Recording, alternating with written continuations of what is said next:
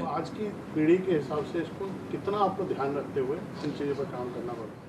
नहीं, वो तो ज़रूरी है क्योंकि एक तो वो लोग भी ज़्यादा फिक्शन भी देख रहे हैं, ट्रू क्राइम भी देख रहे हैं। एक्चुअली एक इंटेरोगेशन में ओंकारा जी का कैरेक्टर एक वो ऑलमोस्ट सवाल करती हूँ, आप ट्रू क्राइम के फ़ैन हो तो हम भी एक्नॉलेज करते हैं कि कोई भी प्लॉट में खामी होगी तो तुरंत लोग पकड़ेंगे। तो बट लाइक आई सेड, ज़्यादातर ये राइटर्स को क्रेडिट जाना चाहिए अगर ऑडियंसेस को ये पसंद आ रहे हैं और वो गेस नहीं कर पा रहे किस दिशा ये फाइनली ये शक की सुई रुकेगी। बट बाकी हमें वो नेचुरल तरीके से क्रिएट एंड जो कंफ्यूजन भी बढ़ता जा रहा है, जैसे आपने प्रोमो में भी है कि एक प्राइवेट अकाउंट है, तो ये सारे राज हैं। अभी डिजिटल ज़माने में वो और भी तरीके हैं हूडानिट्स क्रिएट करने के। तो आई थिंक क्रिएटिव चैलेंजेस हमेशा टेक्नोलॉजी एंड सोसाइटी के साथ बदलते रहते हैं and but human nature crime से कभी अलग नहीं होता है, तो वही हमें एक्सप्लोर कर वो मैं बिल्कुल तैयार हूँ एंड वो वैसे होना चाहिए। क्रेडिट सब में बांटनी चाहिए, जिम्मेदारी फाइनली लोग मेरे साथ काम करें। अगर मैं वन मोर बोलूँ तो वो दे देंगे मुझे, या जो भी है, तो फाइनल जिम्मेदारी मेरी है।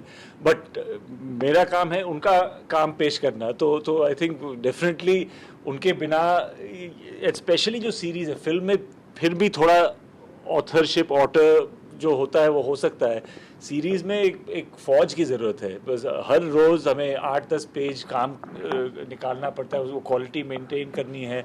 तो हर एक भी डिपार्टमेंट में कोई भी प्रॉब्लम हो तो पटरी से उतर जाएगी गाड़ी, तो वैसा प्रेशर होता है। तो I never take any of that for granted and आप उनको ऐसे इन्वॉल्व करेंगे तो उनका कंट्रीब्यूशन बढ़ता ही है।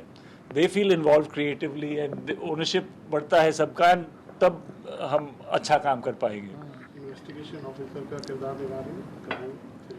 I think so. मुझे तो याद नहीं है कि मैंने कभी ऐसे इन्वेस्टिगेशन किया है पहले। आई थिंक एक बार बहुत साल पहले एक मैंने कैमियो शायद किया होगा as a police officer, but that was hardly anything. वो एक कैमियो ही थी। हाँ, मज़ा आया आपको ये सब करना? मुझे तो बहुत मज़ा आया बिकॉज जैसे आप लोग बोल रहे थे ना, मुझे भी ट्रू क्राइम बहुत पसंद है।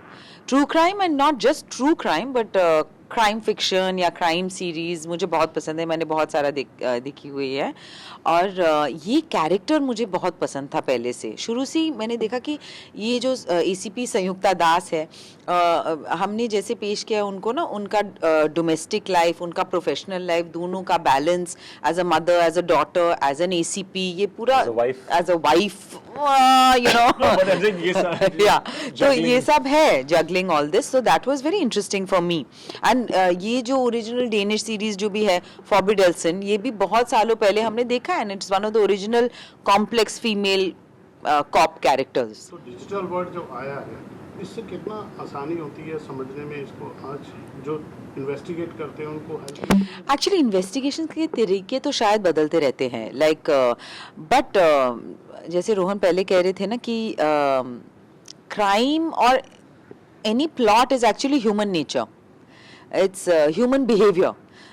कैसे, मतलब एक साइकोलॉजिकल एस्पेक्ट भी होता है उसमें। And thanks to Sayukta's investigation we find out the world of the college में क्या चल रहा है, जूनियर कॉलेज में, यूथ में क्या चल रहा है, बट आई थिंक पॉलिटिक्स में भी क्या चल रहा है, पॉलिटिक्स में क्या चल रहा है, और ये दुनिया के क्या कनेक्शन, क्या राज है जो होपफुली जो अनरावल हो जाएंगे एंड सरप्राइज करेंगे सब। That's right, because victim is a young person in college and the different suspects with the worlds they are coming from, so every time we have a suspect we are discovering the different worlds, so actually it doesn't matter। ठीक है, पहले शायद computers भी नहीं थे, databases नहीं थे, आजकल ये सब है, अभी फोन्स आ गए हैं, तो these are just the tools, but क्यों क्राइम कमिट किया जा रहा है, that is always coming from a psychological place। कैसी investigation type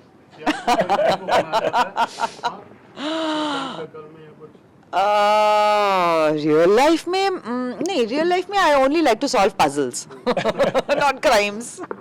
10th October Jio Hotstar पे प्लीज जरूर देख लीजिए, search the Naina murder case.